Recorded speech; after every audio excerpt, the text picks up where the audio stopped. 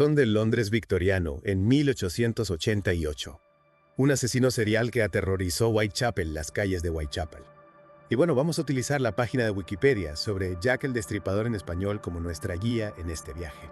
¿Listos para descifrar este enigma? Prepararse para un viaje escalofriante a través de la niebla y las sombras. No solo exploraremos los crímenes, sino que también intentaremos comprender el contexto social en el que se dio origen a esta leyenda. Empecemos por pintar el escenario. El East End de Londres en 1888. ¿Te imaginas un laberinto de calles estrechas y oscuras, con la niebla como un sudario? La pobreza extrema, la violencia y el alcoholismo eran el pan de cada día en Whitechapel. Efectivamente, la sobrepoblación era un problema acuciante, exacerbado por la llegada masiva de inmigrantes irlandeses y refugiados judíos. La tensión, el miedo, la desesperación impregnaban el ambiente. Un caldo de cultivo perfecto para la tragedia. Y en medio de esa atmósfera opresiva surge la figura de Jack el Destripador, un asesino que atacaba a mujeres, en su mayoría prostitutas. La brutalidad de los crímenes, las mutilaciones, la precisión de los cortes, todo contribuyó a crear una auténtica psicosis colectiva. Para comprender la magnitud del terror debemos adentrarnos en los llamados C5 canónicos, los asesinatos que con mayor seguridad se atribuyen a Jack. Comencemos entonces con Mary Ann Nichols, la primera víctima, encontrada en Baxter con la garganta cortada y una profunda hendidura en el abdomen. ¿Qué nos puedes decir de este caso en particular? El caso de Mary Ann Nichols, además de marcar el inicio de la pesadilla, nos revela la crueldad del asesino, la garganta cortada, las mutilaciones en el abdomen. Cada detalle nos habla de una violencia brutal y despiadada. Es escalofriante pensar que ese fue solo el comienzo. El segundo asesinato, el de Annie Chapman, fue aún más salvaje. La encontraron en Hanbury Street, también con la garganta cortada, pero esta vez el vientre estaba completamente abierto y sus intestinos habían sido colocados sobre su hombro. Le habían extirpado el útero. Es como si el asesino estuviera perfeccionando su técnica, experimentando con cada víctima. El tercer asesinato, el de Elizabeth Stride, presenta una peculiaridad que intriga a los investigadores: la ausencia de mutilaciones abdominales. Fue encontrada en Dudfield con un corte en el cuello, pero sin las marcas distintivas de Jack. Podría ser que no fuera una víctima de Jack, o que tal vez fue interrumpido durante el ataque. Es una posibilidad. La falta de mutilaciones en el caso de Elizabeth Stride la convierte en una anomalía dentro del patrón establecido. Un cambio de modus operandi. Un imitador. Las preguntas siguen sin respuesta. Lo que sí es escalofriante es que esa misma noche, a menos de una hora después, se encontró el cuerpo de Catherine Etowes en Mitre Square. Ella sí presentaba las mutilaciones características: garganta cortada, abdomen abierto, evisceración, e incluso le habían acuchillado el rostro. Y para añadir más horror a la escena, se encontró un fragmento del delantal de ellos, cerca de un edificio de apartamentos, junto a un mensaje escrito en la pared que parecía implicar a un judío. Aunque nunca se pudo comprobar si el graffiti fue obra del asesino, la policía lo borró rápidamente, temiendo que pudiera provocar disturbios antisemitas. Imagínate el pánico en las calles, la sombra de la sospecha recayendo sobre toda una comunidad. Efectivamente. El miedo se extendía como una plaga, alimentado por la incertidumbre y la falta de respuestas. Y mientras la policía buscaba al culpable, Jack volvía a atacar. Y esta vez de la forma más brutal hasta el momento. Hablemos del último asesinato canónico, el de Mary Jane Kelly. Su cuerpo fue encontrado en su habitación en Mellors Court y la escena, según los informes, era dantesca. La habían mutilado de forma atroz. El rostro estaba irreconocible, le habían extraído todos los órganos abdominales, incluso el corazón. El nivel de violencia desplegado en este crimen superaba todo lo visto hasta entonces. Cada detalle que mencionas nos acerca un poco más al abismo de la mente de Jack el Destripador, pero al mismo tiempo nos aleja de su verdadera identidad. Es una paradoja, ¿verdad?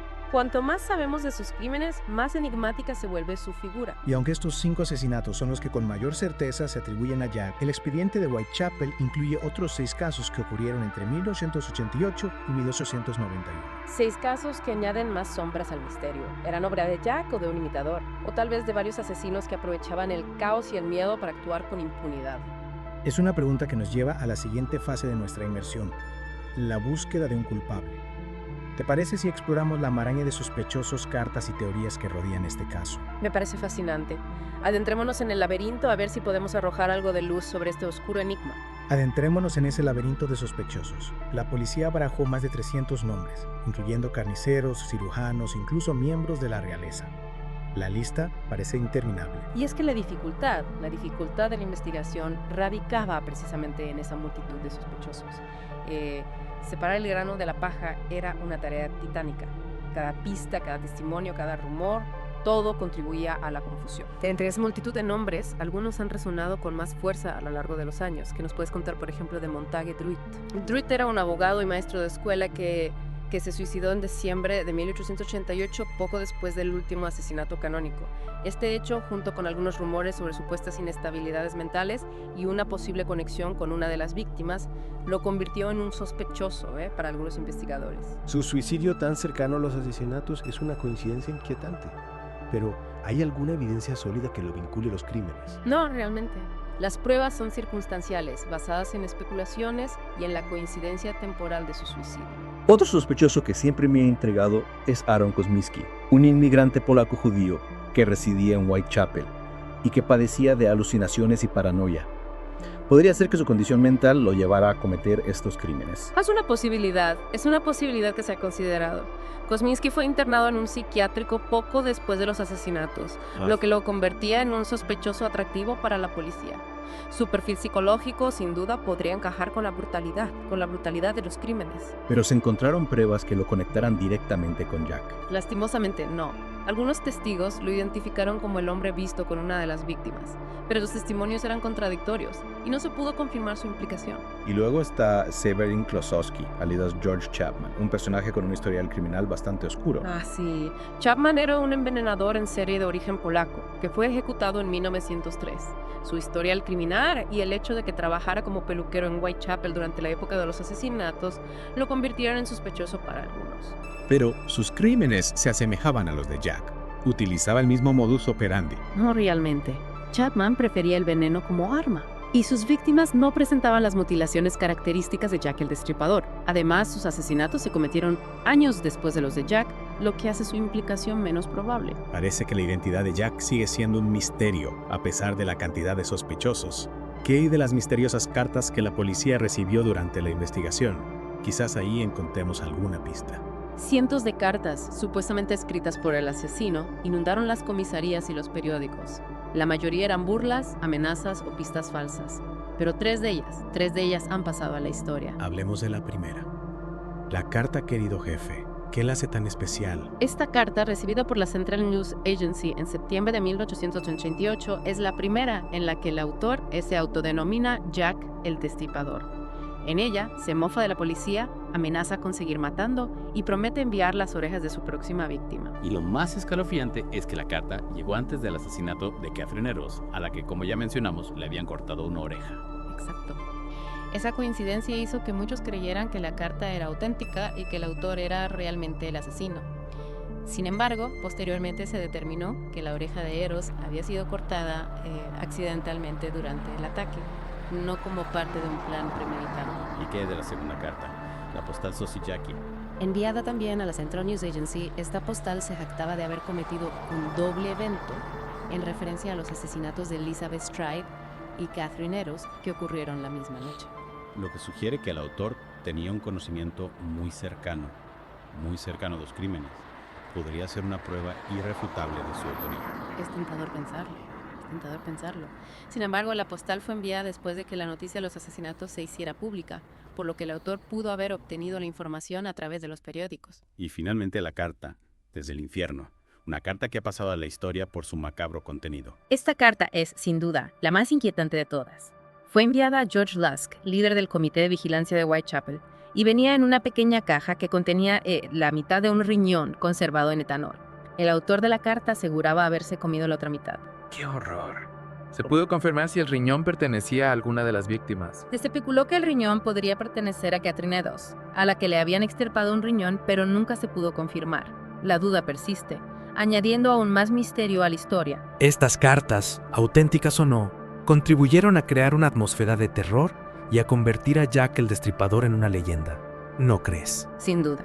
Las cartas alimentaban la imaginación del público, creando una imagen aún más terrorífica del asesino. Y no solo eso, también generaban confusión, desviando la atención de la policía y dificultando la investigación. Entre la multitud de sospechosos y la incertidumbre de las cartas, la figura de Jack el Destripador se difumina aún más. ¿Qué otras teorías se han barajado a lo largo de los años? Hay teorías para todos los gustos. desde las que apuntan a un simple carnicero con conocimientos de anatomía, hasta las que sugieren que Jack era un miembro de la realeza ocultando un oscuro secreto. Un miembro de la realeza. Esa teoría siempre me ha parecido fascinante.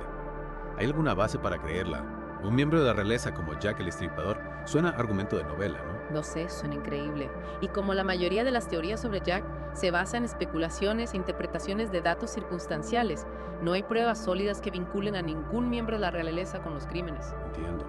Pero, si dejamos a un lado las especulaciones, ¿qué podemos decir del famoso perfil psicológico elaborado por el Dr. Thomas Bond? ¿Nos da alguna pista real sobre la identidad del asesino? El perfil de Bond, uno de los primeros de la historia, describía al asesino como un hombre solitario, sujeto a ataques de manía homicida o erótica y con cierta familiaridad con la anatomía humana. Sugería entonces que el asesino podía ser un médico o un carnicero. Bond descartó la posibilidad de un profesional médico, argumentando que el asesino no tenía los conocimientos precisos. Sin embargo, el perfil sí ha servido como base para numerosas teorías y ha alimentado la fascinación por este caso durante más de un siglo. Y hablando de fascinación, no podemos olvidar el impacto que tuvo este caso en los medios de comunicación de la época. Los periódicos se volvieron locos con la historia, ¿verdad? Absolutamente. Imagínate, las sangrientas andanzas de Jack el Destripador coincidieron con el auge de la prensa sensacionalista en la Inglaterra victoriana. Los diarios de la época, ansiosos por vender más ejemplares, encontraron en este caso un filón de oro. ¿Y cómo influyó esta cobertura mediática en la investigación y en la percepción pública del caso? ¿Fue una ayuda o un obstáculo? Tuvo un doble filo, como una navaja. Por un lado, la amplia cobertura mediática ayudó a crear conciencia sobre la situación de pobreza y degradación en el East End londinense. La gente empezó a hablar de las pésimas condiciones de vida en Whitechapel, de la falta de seguridad, de la vulnerabilidad de las mujeres que se veían obligadas a prostituirse para sobrevivir. Es decir, que la tragedia de Jack el Destripador puso el foco en una realidad que muchos preferían ignorar. Exacto.